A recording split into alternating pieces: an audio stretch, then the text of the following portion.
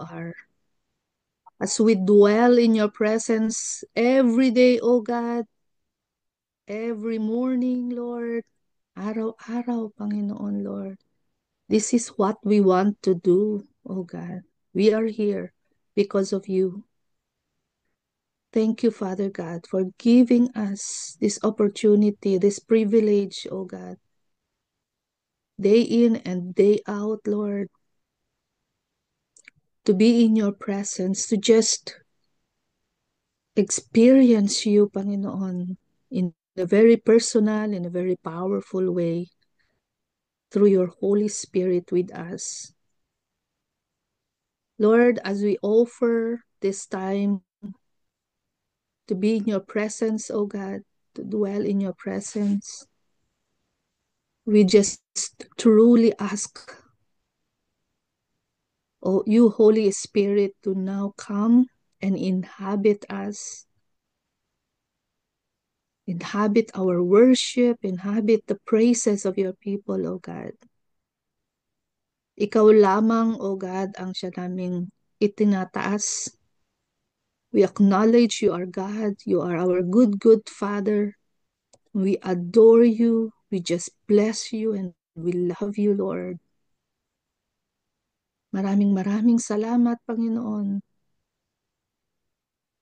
sa panibagong kalakasan na ipinagkaloob niyo po sa amin. Thank you for the blessing of just sitting at your feet right now and just receive everything, Panginoon, that you want to release to us at this moment. Holy Spirit, take control. We declare this place a holy ground. We declare this place just a quiet space for us to come and just listen to your voice. Mangusap ka, Banal na Espiritu, sa pamamagitan ng inyong abang lingkod. Tanging ang inyong boses lamang ang siya naming maririnig, O Lord. At ang kapangyarihan, ang leading and guidance ng Holy Spirit ang siyang mararanasan naming lahat sa oras na ito. We ask forgiveness for all our sins, anything, Panginoon, na nakikita mo sa puso namin, sa isip namin, sa buhay namin ngayon, Panginoon. We ask forgiveness, O God. Purify us within, O Lord, pang kami maging malinis, O God, sa aming pagharap sa ito.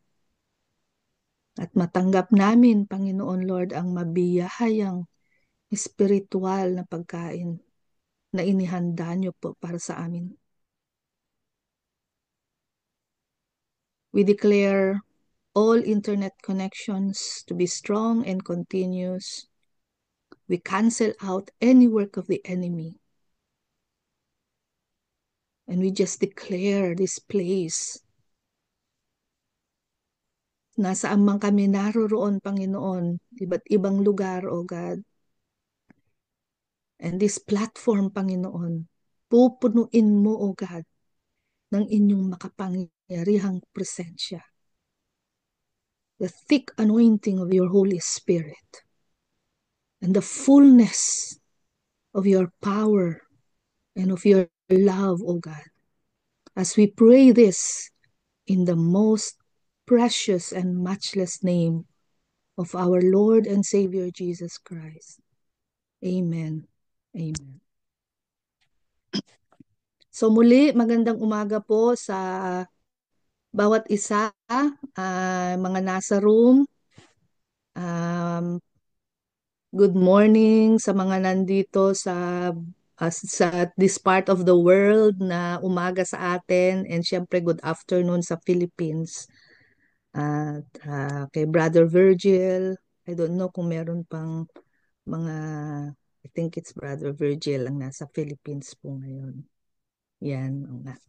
Okay, so atin pong pagpapatuloy, ang atin pong devotional, Mula pa nung pisahan natin mula nung January 1, sa pag-uumpisa ng taong ito, all the devotionals by Oswald Chambers. So kung napapansin natin, galing yung mga devotionals na po na ito sa iba't ibang mga isinulat niya o mga diaries niya o mga books or mga devotionals din mismo na mga isinulat niya. At ito po ay kinompile. Some of them are from some of his sermons, of his preachings, writings, books. So kinumpile po ito, and ito pong particular na devotional na ito na tutunghayan natin ngayong umaga is from yung kanyang devotional na entitled my utmost for His highest. So siguro madalas nating naririnig ngayon yon dahil some of the devotionals na ginagamit natin araw-araw galing po doon. But syempre yung iba galing din sa ibang mga writings niya. So this one particularly for today is entitled, Have You Ever Been Alone with God? So, dyan pa lang po sa title, alam na po natin, hindi po ba, kung ano po yung ipinapatungkol nito. And um, I believe in every Christian's life, us included, this is one of the things na talagang gusto nating, 'di ba? Yung parang inaasam-asam natin. We hunger and we desire, we want more of this, 'di ba? Yung being alone with God. 'Di ba? Sometimes nga, I don't know about you, but sa akin po, sometimes sabi ko sana Lord, mas marami pang time. Mas marami pang time, you know. And we are already so blessed. Dito po sa Daybreak Global, every morning, you know, nandito na po tayo sa umpisa pa lang ng araw. Napakahalaga because if we leave it for the later part of the day, chances are wala na, 'di ba? Kasi sa dami ng ating ginagawa sa buong maghapon, chances are, you know, gabi na naman, you know, matutulog na naman tayo, and then konting-konti na lang yung panahon na mailalaan natin para sa Panginoon. So sa talagang this daybreak prayer gathering po is truly a blessing. I don't know about you, but para sa akin po, it gives me that, yun pong parang yung confidence already in the morning na Lord, thank you kasi naumpisahan na, and I started the day with you, and that I know and I believe that's the best way, 'di ba, to start the day. Sabi nga, lagi naririnig natin 'yan.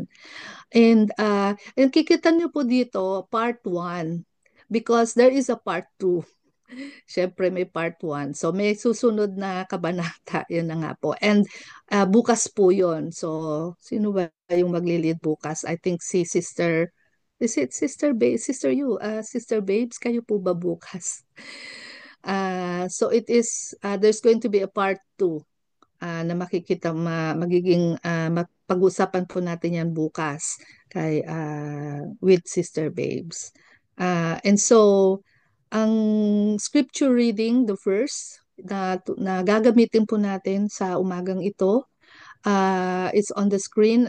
It's from Mark 4, verse 34. And it says, when they were alone, he explained everything, all things to his disciples. When they were alone, he explained all things to his disciples. So ano po kaya ito? Isang verse lamang pero malaman, hindi po ba? At let us himay-himayin po natin itong verse na ito, and let us dig deeper kung ano po yung pwede nating gawing yung application at magiging reflection natin, and syempre kung papaano po natin ito isasapamuhay sa ating araw-araw na buhay. So just to give you a bit of a background po dito sa verse na ito, well, sa umpisa po nitong itong yung chapter na ito ng Mark 4. Kung babalikan po natin yung umpisa ng Mark, uh, it it starts from when yung Jesus was already teaching, 'di ba? Andito na si Jesus sa kanyang teaching ministry. So, ang dami ng mga tao talaga yung he became so popular, and ang dami ng mga sumusunod sa kanya, ang dami ng mga nakikinig sa kanya, ang dami ng mga interesado na malaman ano ba yung sinasabi nitong taong ito. Marami ng mga, yung iba naman mga nakikiusi-usi, ganyan, alam mo na. Pero there was a crowd. So ang sorry, ang description po sa Bible is there is a crowd. So it's not just a little crowd, it's a big crowd of people na nandoon at gustong they are sabik na silang makikinig sa mga katuruan, pagtuturo ng ating Panginoong Jesus.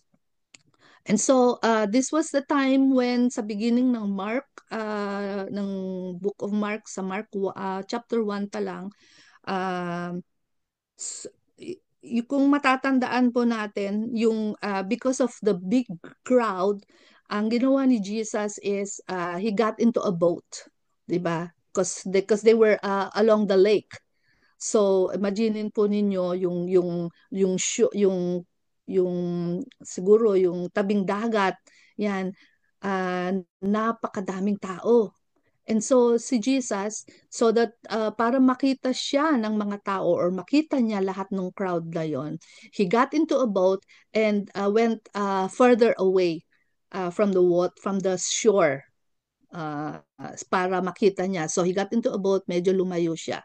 So he was on the una, nasa tubig siya, and he sat in the boat and he started teaching the crowd. Okay? So, he started by using, syempre si Jesus, alam natin sa kanya, when he teaches, he uses parables. Diba? Parables, I always remember yung ibig sabihin ng parables. It's an earthly story with a heavenly message. So, yun po yung parang napakadali siguro, napakaikling paraan para matandaan natin ano bang mga parabola na ito na ginagamit ni Jesus. Bakit favorite niyang gamitin yung mga parables? Because it's an earthly way, story. Yung mga parang pang-araw-araw na na buhay ng mga tao that they can relate, but with a heavenly message. Kasi lagi ang kanyang topic is about the kingdom of God. 'Di ba? So, this is one of them, this pagkakataon na ito na he was using parables, he started with the parable of the sower, and then he went on to the parable of yung lamp, that if somebody finds a lamp, lalagay niya ba sa ilalim ng table o sa ibabaw ng table, mga ganon, for the light, para makita yung liwanag. And then he comes on to to the parable of the mustard seed. Okay, yung parabola ng butil ng mustasa. Okay, and this is where we can find this verse. Towards the end of the parable of the mustard seed, ito po yung last verse doon, yung verse 34. At ito po yung sinabi niya. So, yun po yung background ng ating pong verse ngayon. So, let's look at what Oswald Chambers had to say ito po sa verse na ito. So sabi niya, ito pong section na ito, I mean the part 1, sabi ko kanina there's a part 2 for tomorrow. So itong part 1 is all about our solitude with Him. Okay, so of course we know solitude is just being alone, na hindi lang yung parang being alone in a very superficial way. Pero kapag kasi sinabing solitude, it's a deep sense of aloneness, na talagang wala ka talagang ibang iisipin, wala kang yung isip mo talagang nakafocus lang sa ating Panginoon. Okay? Kasi kung minsan meron din yung meron din yung aloneness na oo nga nasa you go far from people. Punta ako dito lang sa ano, dito lang ako sa isang lugar para mag-isa lang ako, you know. And but there are still andun pa rin yung mga things na nakikita natin around us na nakaka-distract sa ating concentration, sa ating attention sa ating Panginoon. But solitude is truly away from all the distractions, even in our minds, na talagang yung minds are our minds are and our hearts are empty talaga siya, empty of anything else, upang siya lamang ang magiging laman ng ating pakikipagniig sa Kanya.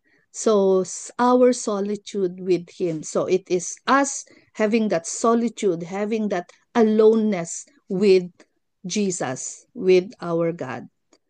So dito, sabi dito, Jesus doesn't take us aside and explain things to us all the time. Okay? So, there is a difference pala dito. Ito yung isang gustong-gusto ko sa mga devotionals ni Oswald Chambers, because I don't know about you, but sa akin po ang daming mga revelations. Maybe it's just me. Parang ang dami, yung bang parang you nako-caught ako by surprise, because I discover things na biglang sasabihin ko, Lord, oo nga no, akala ko alam ko na yan, 'di ba? Akala ko alam ko na yan, pero hindi pala. So there are more to things than, what we think we already know and we already understand. So maybe ito yung isa, dito sa umpisa pa lang sabi niya, uh, doesn't. So hindi, it's Jesus doesn't, sabi niya, hindi niya tayo, yung hindi lahat ng moments na we think we are with Him, hindi ba? Pwede tayong makatanggap ng mga bagay-bagay na yung mga, kunyari, hindi natin maunawaan, Lord, ipaunawa mo sa akin ito. But if our hearts are not, are not ready, if our minds are not really emptied fully, completely, to be alone with Him, mayroong mga bagay-bagay na na hindi natin completely na matatanggap mula sa Kanya. And this is what it says, not all the time, 'di ba? O siguro sabi natin, okay Lord, mag-quiet time ako, ganito ganito. Pero nagmamadali tayo, 'di ba? So napansin po ba natin yun, mga kapatid, na parang although we spent like siguro I don't know how many minutes, pero parang pagkatapos nun, wala naman tayong, parang Lord, wala naman akong natanggap, parang wala namang akong naunawaan. So it's not all the time, because it depends really on how God sees us. He prepares things. Sabi nga niya dito, He explains things to us as we are able to understand them. Okay? So there are things na na na nakikita rin ng Panginoon sa atin, uh, especially the deep things of God, 'di ba? Na sabi, if we do not have really the leading, the powerful presence of the Holy Spirit. Kasi meron ding mga ganun kuminsan, ako nararanasan ko po 'yun. Kuminsan parang parang ang lalim naman nito, Lord, hindi ko maintindihan, 'di ba? There are things that he looks at our how prepared we are in releasing and revealing things to us. Kasi if we are not ready to understand them, then wala tayong parang hindi walang pagbabago na mangyayari sa ating isipan. And that's why we have to truly immerse ourselves na hindi natin we cannot take this for granted. Sige, mag-quiet lang time lang ako para lang matapos lang, para lang masabi na nagko-quiet time ako. 'Di ba? Para mairaos na lang, 'di ba? Para kasi ito na lang yung time ko, isingit ko na, 'di ba? So, these are the things na nakikita ni Lord sa ating mga puso, sa ating mga isipan, ang motive natin in being alone with Him. The lives of others are examples for us, yes, but God requires us to examine our own souls. It is a slow work, so slow that it takes God all of time and eternity to make a man or woman conform to His purpose. Kaya nga lagi nating naririnig yung sinasabi nilang it is a process. And only God knows how long or how quick or how fast that process will be. It can take a lifetime, 'di ba? It can take our whole lifetime na buong panahon na nandito tayo sa mundong ibabaw na ito. If that's what it takes for God to truly, truly, truly prepare us for that time, ay talagang yun ang mangyayari. So, yes, it is good that we look at the lives of others na ginagawa natin silang example or wow, ay ang ganda naman, Lord, gusto ko rin ng ganyan, mga holy inggit, mga ganon, Lord, I want to be like that. Yes, it is kasi ginagamit din naman ni Lord, 'di ba? Yung mga tao, godly people, mga anak niya na para makita natin yung example ng buhay nila, the way yung mga preachings nila, mga messages nila, ginagamit sila ni Lord. But God is more concerned doon sa ano ba yung gagawin niya sa buhay natin. It requires to examine our own souls. Ano ba no yung kilos ng banal na espiritu sa buhay natin bilang individual, bilang having that personal relationship with Him. Okay, so moving on, we can only be used by God after we allow Him to show us the deep, hidden areas of our own character. Okay, so meron pa ba tayong mga inililihim sa ating Panginoon? Na para ba namang hindi ba na para ba namang may maililihim tayo sa kanya. Sometimes we act that way. Sometimes we behave in a way na parang ay nakakahiya naman kay Lord, na parang para ba namang meron siyang hindi alam o hindi nakikita sa ating mga buhay. So, if there are still things like this, then that's yung nakikita ni God yon, and hindi pwede sa kanya yon, because we can only be used, sabi niya, by God, no matter how we want to. Lord, gamitin mo ako, diba? No matter how we want to. But if we don't allow Him to show us the deep hidden areas of our own character, then it's not gonna work. Okay, merong mga deep things in our lives, the innermost parts of our lives na kung pwede lang walang makikialam. Walang makikialam. Lord, kahit ikaw, wag mong pakialaman 'yon. Akin lang 'yon, 'di ba?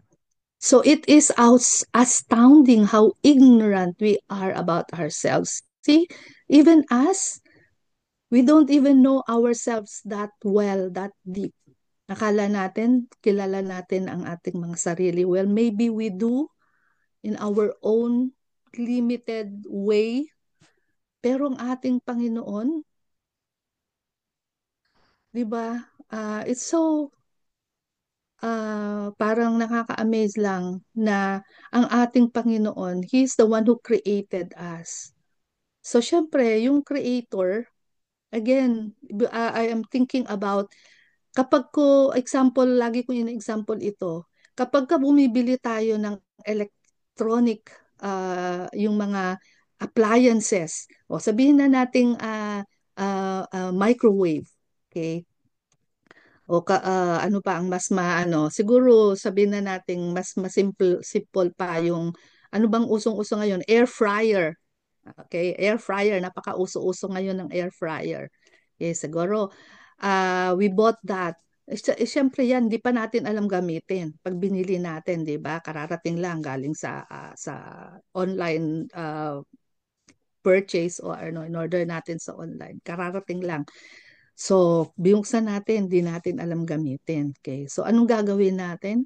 We read, ang ina-advise doon is read the product manual. Okay? Bakit? Kasi andoon yung guideline kung paano yung gagamitin at sino ang nagbigay nun? Yung gumawa, manufacturers. 'Di ba? Manufacturers guideline o leaflet o pamphlet, 'di ba? Kasi that will show us, that will teach us how to use it. Ang lahat ng parts nung ano na yon, nung appliance na yon, sasabihin nun, o ito yung ano ito ganito, ito yung ganyan. This is how you use it. This is how you take care of it. This is how you ay ganito kapag may nangyari, kapag may problema, ganito, troubleshooting, lahat nandoon. 'Di ba? Kaya that's our guide para hindi natin masira, 'di ba? Para hindi natin masira yung appliance for safety, mga ganon, okay? And so that is how it is with us. Si God ang nagbigay ng pamphlet para sa buhay natin, and that is the word of God. That's the Bible. Kaya nga kapag kami mga kapalpakan sa buhay natin, anong tinuturo sa atin ng ng ng, ng Panginoon? Go back. Go back to the word. Go back to the pamphlet. Go back to the manufacturer's guide. Go back to the creator. 'Di ba? Yung instructions, the creator's instructions, the Bible itself, the word of God itself. Dahil andoon. So kapag makikita natin yung buhay natin, kala natin kilalang kilala natin yung sarili natin. But there are things, maybe, maybe yes, kilalang kilala natin yung sarili natin. But there are still things na only God knows, na alam niya ang tungkol sa atin. Kaya, what do? We go back to the one who knows us very well, who knows us best. At makikita natin, di ba, ay, Lord, ganito pala ako. Di ba? Na this is where I need to improve. This is where I need I need your help. This is where I need to be changed. 'Di ba? Kasi ganito pala ako. So we don't even recognize the envy. Ito na. The laziness or the pride within us. Ito yung mga kalaban natin eh. Itong mga spirits na ito ng pride. Okay? Within us when we see it. 'Di ba? Kapag ini-reveal ni Lord itong mga ito, ikaw ganito ka, 'di ba? Kasi ano ganyan. And maybe yun nga, ganyan ba ako, Lord? Kung minsan baka hindi natin kilala, 'di ba? Hindi natin alam. Lord, hindi naman ako ganyan eh, 'di ba? Pero that is how God reveals things to us, the deepest things, na kung minsan kahit tayo ayaw nating lumabas kasi why? Kasi we don't want to acknowledge that. We don't want to face na to tanggapin na ganun tayo. But Jesus will reveal to us everything we have held within ourselves before His grace began to work. Kasi hindi magwo-work ang grace ng ating Panginoon kung merong mga bagay-bagay na humahadlang para matanggap natin ang kanyang kabutihang loob, ang kanyang grace sa atin. So how many of us have learned to look inwardly with courage? Again, it takes courage. It takes tapang. para sa atin, para harapin natin kung ano yung mga nasa kaloob-looban, 'di ba, na kailangang lumantad, 'di ba? Sa harapan ng ating Panginoon. How many of us we have learned? So it is something that we need to learn. 'Di ba nga sabi nga doon, it doesn't come automatically, it doesn't come instantly. It is a process. So we can only have it if we allow him, sabi niya, if we allow him to show us the deep and hidden areas of our own character. And for that to happen, it takes a lot of courage from us.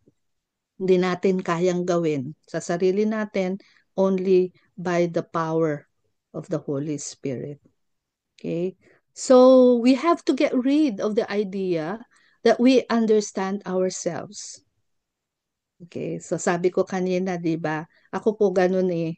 Dati sabi ko, kayang-kaya ko 'yan, kilala ko sarili ko. Pagdating sa ganito, kaya 'yan, pagdating sa ganun, this is how I'm going to do it. This is how I'm going to behave. This is how I'm going to show who I am. Naku po, puro me, 'di ba? And I understand myself very well. That is always the last bit of pride to go. Sige. See, even that, just saying that we understand ourselves, that's also pride. Na parang parang nating sinasabi sa Panginoon na, Lord, okay na ako. Diba? Okay na. I'm okay. I can handle this. And ano yung umiiral doon? It's this pride. It's that pride. So, and it's always the last bit to go, sabi nga. Why? Because the pride goes away when we surrender everything to God. And it's not easy to do. Diba? That's why we need the Holy Spirit to help us. It's the last thing to go is yung denying ourselves, diba? Dying on the cross. Diba? Na mawala na yung the old me so that I can usher in the new creation that God wants me to be. The only one who understands us is God. And napakalinaw, mga kapatid. Ang Panginoon lang is the only one who understands us. Even sabihin natin kahit meron tayong mga, well, I am not discrediting yung, that it is good also na we know ourselves, we know where we are. Sabi lagi nating sinasabi that, it's also, lalo na ngayon sa panahon ngayon, there is always ina-emphasize sa atin yung wellness, well-being, wellness, and part of that is also knowing ourselves. But if that is getting in the way of us knowing God, then hindi yun yung tamang direction, because the way is to know ourselves through the eyes of the Creator, through the eyes of the one God who knows, the only one who understands us, and the only one who knows us. Okay. So the greatest curse in our spiritual life is pride. So ayan na naman, we always talk about pride. If we have ever had a glimpse of what we are like in the sight of God, we will never say, oh, I'm so unworthy. We will understand that this goes without saying. But as long as there is any doubt that we are unworthy, God will continue to close us in until He gets us alone. And praise be to God. Praise God. Praise God that He never gives up on us. Amen? Kasi kung si God madali lang mag-give up, siguro sa akin lang po, siguro sabihin niyo siguro, ay nako, hands up na ako sa'yo. Surrender na ako. Di ba? But He's so patient. He is just so patient na it doesn't gaano man katagal, gaano man katigas yung ating mga ulo, katigas ang ating mga puso, 'di ba? Paulit-ulit, pabalik-balik. He is he will never stop. He will continue to close us in. He will continue to work in our lives until he gets us alone, until he gets our complete attention, our complete yung focus natin sa kanya, 'di ba? So and the question is, will we allow him? Are we allowing him to do that? Is that also what we want? Na yung talagang totally ay under control na ng ating Panginoon. Totally, in all aspects of our lives. Siguro sabihin natin, mahirap yan kasi, di ba, yung compartmentalized, sabi nga, compartmentalized Christianity, meron lang part, Lord, na pwede mong pakialaman. Itong part na to, akin na to. Di ba? So, hindi ko pa ito isusurrender sa'yo. Well, yes, that's why it's a process. Kasi unti-unti, as the Holy Spirit continues to work in our lives, no? And until we get to that point na talagang ang Panginoon na ang ating total who is totally in control of our lives. Whenever there is any element of pride or conceit remaining, Jesus cannot teach us anything. He will allow us to experience heartbreak or the disappointment we feel when our intellectual pride is wounded. He will reveal numerous misplaced affections or desires, things over which we never thought He would have to get us alone. Praise God. Praise God na talagang lahat gagawin ng ating Panginoon so that we can get to that point that wala nang ibang mahalaga sa buhay nating kundi siya. Many things are shown to us, often without effect, but when God gets us alone over them, they will be clear. So now we understand, mga kapatid, kung bakit kung minsan marami pang may mga malalabo pa sa buhay natin. Lord, bakit ganun? Bakit hindi ko to gusto kong gawin pero hindi ko magawa? 'Di ba? Yung mga hindi ko dapat gawin, 'yun ang ginagawa ko. 'Di ba si Paul, ganun din siya. So, God is at work continuously. Okay, so the wisdom from Oswald, Abedito, we have no right to judge where we should be put or to have preconceived notions as to what God is fitting us for. God engineers everything. Wherever He puts us, our one great aim is to pour out a wholehearted devotion to Him in that particular work. Whatsoever thy hand findeth to do, do it with thy might. And this is from, katulad ng sabi ko kanina, this devotional is from as Oswald Chambers devotional entitled My Utmost for His Highest. Okay? So, yan mga kapatid, I pray and I hope that we have received things, maybe new revelations, new things, deeper things from the Lord, from this devotion. And I will live sa bawat isa sa atin during our quiet time, during our alone time with God, to ponder about all these things that we have heard.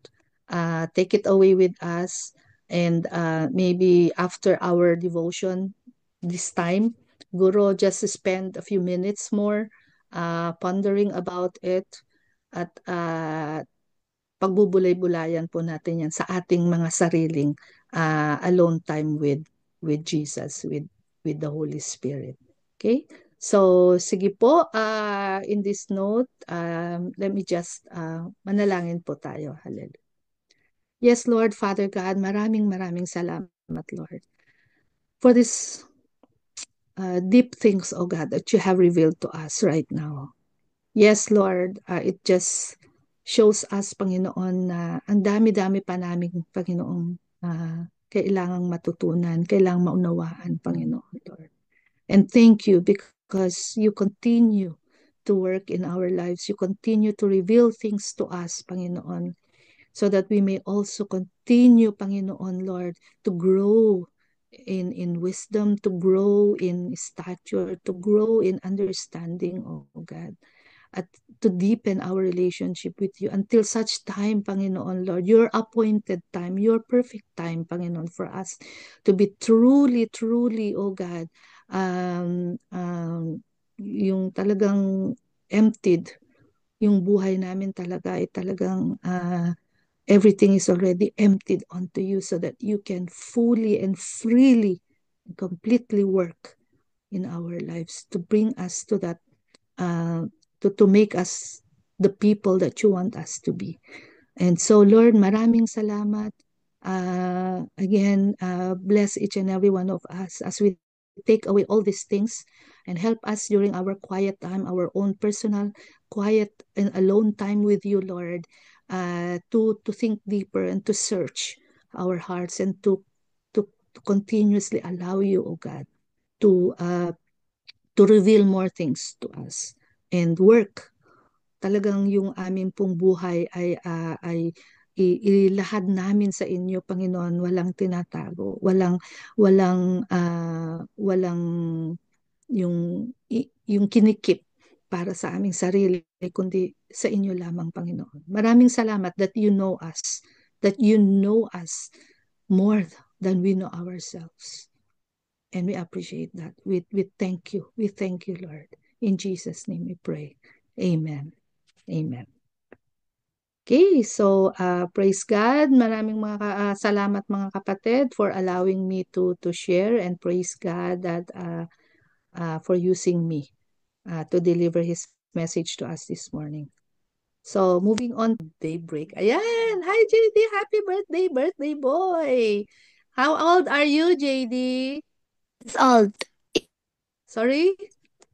8 years old. 8! Wow! You are the same as Cassandra. You are the same age pala, 8 years old. Okay, Yeah. so sige po, let us pray and prayer blast. Bless JD with our prayers and declarations po for 1 minute. And then Sister Ruth will close us in Thanksgiving prayer. Ngayon na po, let's pray for JD. Hallelujah. Hallelujah, Hallelujah, Lord Lord. Jesus. Thank you We for the lift up to life you, of Panginoon, For your JD. Lord, si goodness, the JD. Thank buhay you ng for Thank you giving for napakasaya his him mo. another life. year. For Thank you, Jim, for his Panginoon, He's life, Lord, now that and you 8 are years using old, him, Lord, and Emilio, for Panginoon, the even as a gifts young and age, those oh bless that God, will Lord. binigyan listen Give ka and po will him ng worship pusya, wisdom and you Panginoon, stature sa early and inyong favor, iglesia, his sa Lord, heart gawain, and Lord, and ng praise and mind worship, as he being the for drummer grows so boy. Lord, down maraming love salamat for as the his talent that you have parents. given And him, oh thank God, you that that he is already he's able to getting use all it, the Panginoon, for your glory, oh God. spiritual Continue gifts to from bless the this much, boy. Lord. Continue To, to to be and thank you, guard, Lord, guide him, for his Panginoon, Lord, life guardian sa and that kanyang you continue paglaki, to bless Panginoon, his him growing at years, that he will school and continue, his oh God, to plans for know the you future. deeper, oh God, Lord, thank personally, you so Lord, much, and that Lord, for relationship with you. everything Accept you that as you've his done Lord in and his Savior. life Lord, and the sa tulong things ng to kanyang mga come as well, magulang, in Lord, we Jesus' name. continue, Panginoon, to Amen. bless very this blessed to have family, this Lord, Lord. yung more and more blessings upon More them. help, Good healthy health for mind, healthy JD, oh hope, God. soul, Yung healthy kanya life, pong healthy pag-aaral, muscles, Panginoon, your body, Lord, be with yung wisdom, Surround him Panginoon, with tulungan love. mo sa kanya. Surround him with And just care. always protect him, Panginoon, from all harm, Lord, oh God, Lord. We bless you, declare, lead Panginoon, him that to your you. plans for him is to prosper him, oh God, that you give him a good future and hope, oh God, sa kanyang paglaki. And as he grows, Lord, he will also continue to deepen his faith in you, Lord, through the power of your Holy Spirit. In Jesus' name, amen. Amen. Yes, Lord. Thank you. Thank you. Patuloy po naming itinataas at dinadakil ang inyong pangalan. Maraming salamat, Panginoon, sa oras na ito na binigay mo ulit para kami po ay magtipon-tipon. Maalala po ang iyong salita, Panginoon. Thank you for once again reminding us that you alone knows ourselves. Hindi namin kilala ang mga sarili namin, Lord. And we need deep searching and total dependence on you, Panginoon, with everything that we do. Kasi nga, Panginoon, di namin kilala ang mga sarili namin. It is always good to know, Lord, that you are always there reminding us, Panginoon, that you are our Father and you know us from the deepest corner of our being. Yes, Lord. Lord, we thank you for the life of Ate Finette, for continuously using her, Panginoon, in this platform, araw-araw. Panginoon, lalo mo po sana siyang palakasin sa kanyang pangangatawan, spiritual at emotional, lahat, Panginoon, ng kakailanganin niya, Panginoon, sa kanyang buhay para lalo mo siyang magamit, Panginoon. Ibigay mo po sa kanya. You know her as well, Lord. The whole of her. At kaming lahat na nandito sa platform, Panginoon. We know that you have plans to each and every one of us, Lord.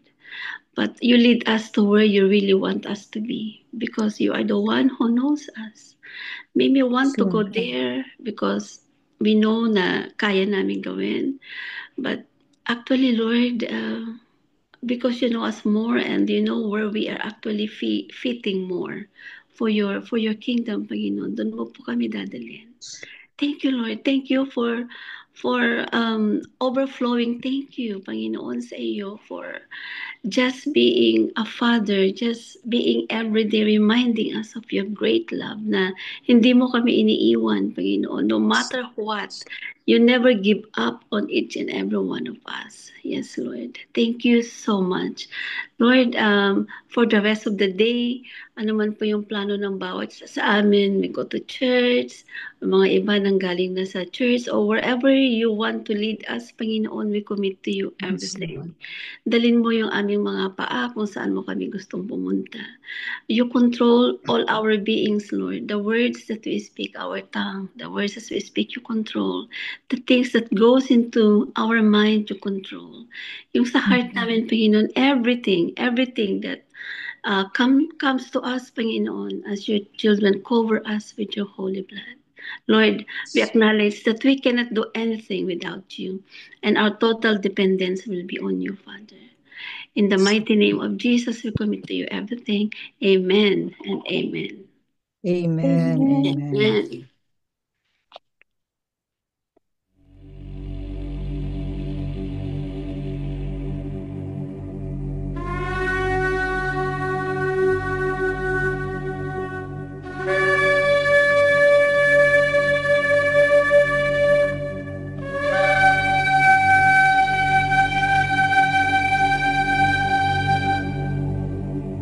יברכך אדוני וישמרך.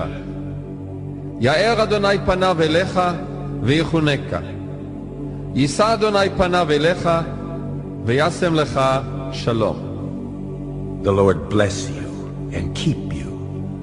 The Lord make his face shine upon you and be gracious to you.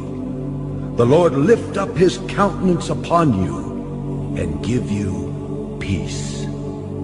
In the name of the Father, the Son, and the Holy Spirit. Amen and amen. Amen. Amen.